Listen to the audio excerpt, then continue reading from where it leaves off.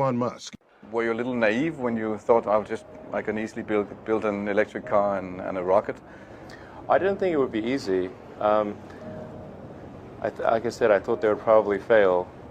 But you know, like creating a company is almost like having a child. So it's sort of like, how do you say your child should not have food?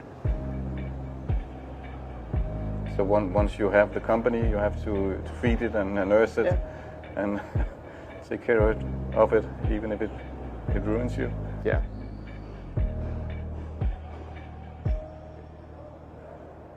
But suppose there were some tough times in 2008, end of 2008.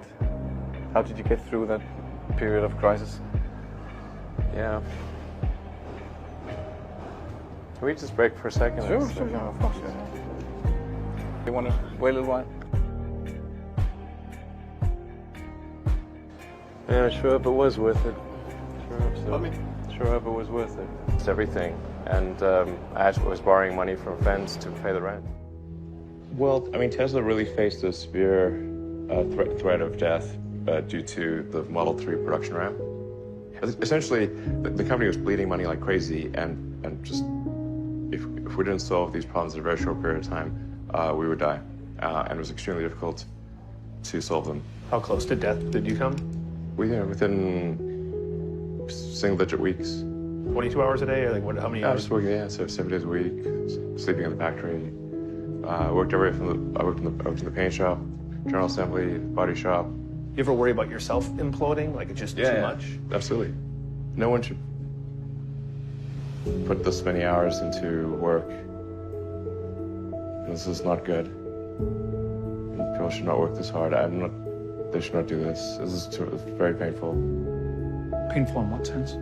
It hurts my brain and my heart. Where do you come up with your best ideas? Are you on vacation, or are you kind of just like in the middle of the night you wake up and start drawing things down? Or you know, sounds really cliche, but like the shower is probably like wake up and go to shower in the morning. And I think actually what's really happened is kind of stuff is percolated in the subconscious. Right.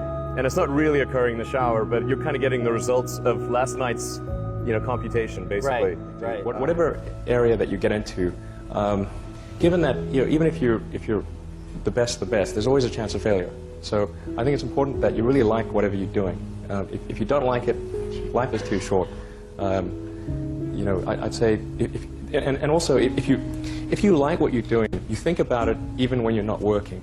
I mean, it's something that your mind is drawn to, and if you don't like it, you just really can't make it work, I think. When you had that third failure in a row, did you think, I need to pack this in? Never.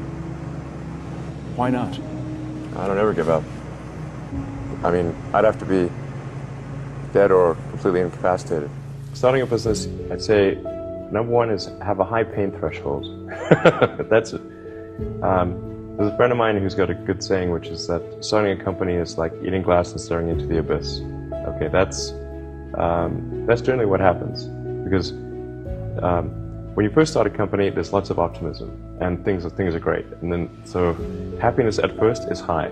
Then you encounter all sorts of issues, and happiness will steadily decline, and then you'll go through a whole world of hurt. And then eventually, if you succeed, and in most cases you will not succeed, and Tesla almost didn't succeed, came very close to failure. Then if you succeed, then after a long time you will finally get back to happiness. I think too is you've got to make sure that whatever you're doing is a great product or service. It has to be really great. And I go back to what I was saying earlier, where if you're a new company, I mean, unless it's like some new industry or new market if it's an untapped market, then you have more ability to.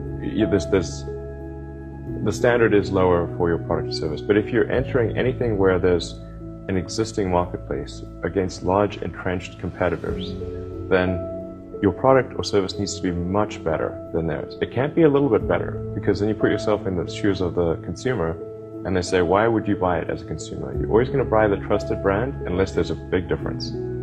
So A lot of times, you know, an entrepreneur will come up with something which is only slightly better, and it's not. It can't just be slightly better. It's got to be a lot better. Number 3, I'd say, is constantly seek criticism.